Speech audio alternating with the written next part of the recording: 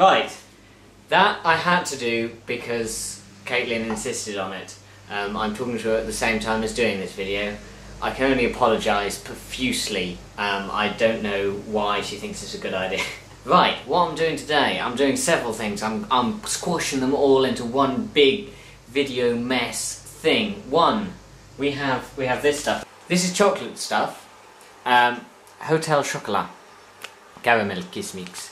Basically, it's hot chocolate, but it tastes of caramel, and it's wonderful. Only problem is, it takes a ridiculous amount of it to make a hot chocolate. So, I've come up with a better idea for it. I'm making biscuits, which brings me on to baking, which is the other thing I'm doing.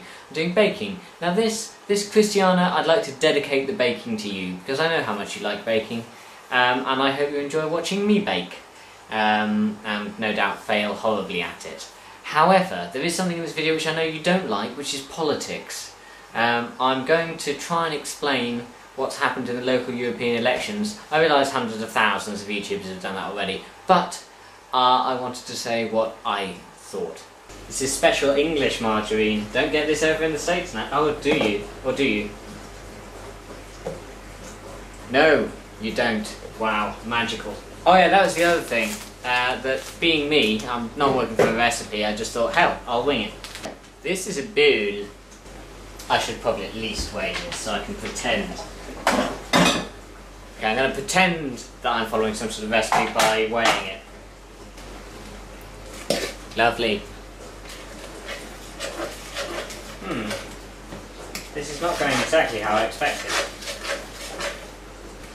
Right, now I need some flour to turn it into proper biscuity dough stuff. If this doesn't work, this is not going on YouTube.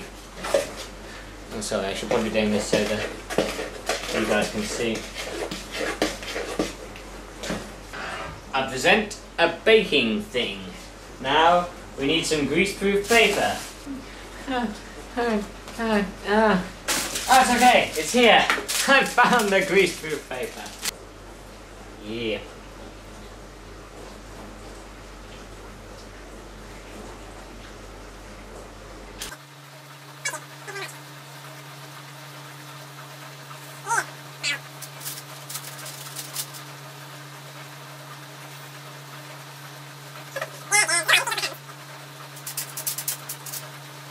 True. It's okay, I don't have swine flu, just in case you were worrying. Just thought I'd cover that.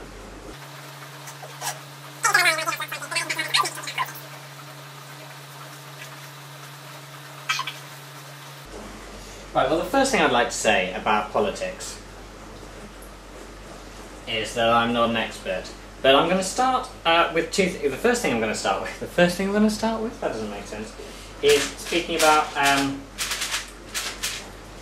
there's a girl called Rosianna who makes a lot of videos on YouTube and is quite famous, and she said in her video quite a lot of stuff that I agreed with. In fact, I agree with pretty much everything she said, but I did disagree with the, she said something about in Britain we were going right wing, but in the rest of Europe it was okay, which is nonsense.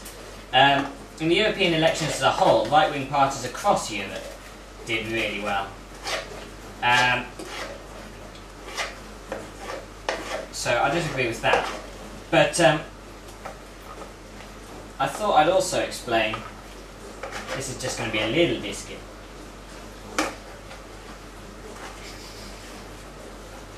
Maybe I should put this on my face and pretend I'm John Green. Is that a thought? I can see Caitlin typing, yes, yes! But I'm not going to! I'm not that foolish! Political system. Right, just very quickly, just in case any of you don't know, right wing, left wing.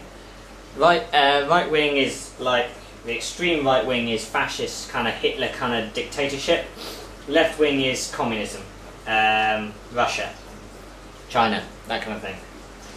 Except of course now they're ironically quite similar to right wing things. Right wing things? You know what I mean. There, more after I've washed my hands. Okay, these are my beautiful biscuits. There's going to be a slight problem in that they're only going to be able to make two that actually fit on top of each other, but whatever, we'll see how it goes. I might just have each of them and then put the cream on top, we'll see. So, while I'm making the icing, talk about the British political system. British political system, what you really need to know is that there are three main parties. There's the Conservative Party, which traditionally are more right-wing, Labour, which is traditionally more left-wing, and you, well, for the past goodness knows how many years, one of the two has always been in power. And then there's the Liberal Democrats, which hold a small number of seats in our Parliament, and are definitely the third largest party, now a major party, but they're never actually the government. And they campaign very strongly for a system of proportional representation, which means that, you see, at the moment what happens is that we vote for our local candidate, which means that a government which has a minority of people want them to be the government can run the whole country. So, for example, in some local elections we had recently, the Conservative Party, also known as the Tories, lost 10% of the vote. Their vote share went down by 10%. So, like, the previous time 40% of people voted for them, this time 30% of people voted for them. But they gained 7 councils because of the way it works. And Lib Dems and Liberal Democrats are proportional representation because then, you know, it will work out more fairly, which is a basic democratic thing, really, you would have thought. But whatever. And I happen to be Liberal Democrat. But the thing about the European elections was that we've had some political uproar recently in the UK, in that our government has been in power for 10 years, so they're getting a bit old and tired. We've got the Prime Minister, the person in charge, just took over from the previous Prime Minister, and hasn't been an election since he's in power, so there's this sort of feeling of we didn't elect this guy, why is he running the country? And also with the economic crisis that everyone blames the government for, even though it's a worldwide crisis. Yeah, so, and then there's a massive scandal recently where it turned out basically our MPs get expenses, just like business expenses, so they can claim because they have, you know, travelling expenses, living in London in order to be next to Parliament and all that. But it turns out they just claim for ridiculous things. The most famous one is that one particular Conservative MP claimed to have his moat at his castle cleaned, paid for by the British taxpayer. And so this is the kind of scandal that's kind of rocked the political landscape. So everyone's really angry with all of the main parties, which has sort of led to two things. One, people voting for the tiny little parties, and the other thing is a lot of people didn't vote. And what this has caused is that the Green Party did quite well, and there's a party called UKIP, the UK Independence Party. They want us out of Europe, and they actually beat the government, beat the Liberal Democrats. Only the Conservatives were ahead of them. They were the second in sort of voting for the European Parliament, so they got a lot of seats. And then they're a little bit right wing, they're a little bit questionable, but they're not considered awful. Whereas there is a party called the British National Party, who, if you're black, you're not allowed to join. That's genuinely a rule. Who've made all sorts of awful comments, and are basically a racist, fascist party. And a lot of people in England, well, not just England, Britain generally, but they got their councillors from England. Their councillors, their MEPs, members of the European Parliament, from England. And so the point is that they got 2 people elected, so now we're sort of collectively ashamed as a nation that we've sent 2 racist pigs into the European Parliament. Luckily for us, nations across Europe have also sent a load of racist bigots into the European Parliament as well, because right across Europe everyone's really angry with their governments because, well, basically because of the economic crisis. Which, of course, the ultimate irony is, in my opinion, I find somewhat ridiculous, in that we're told in this country constantly that we're doing really badly economically, and this is all our current Prime Minister's fault because he used to be in charge of finances and he didn't save any money, which is fine. It's a very sensible argument, and you can make a good case that he should have been more sensible. But it's also worth noting that we're not actually doing that badly compared to other European countries.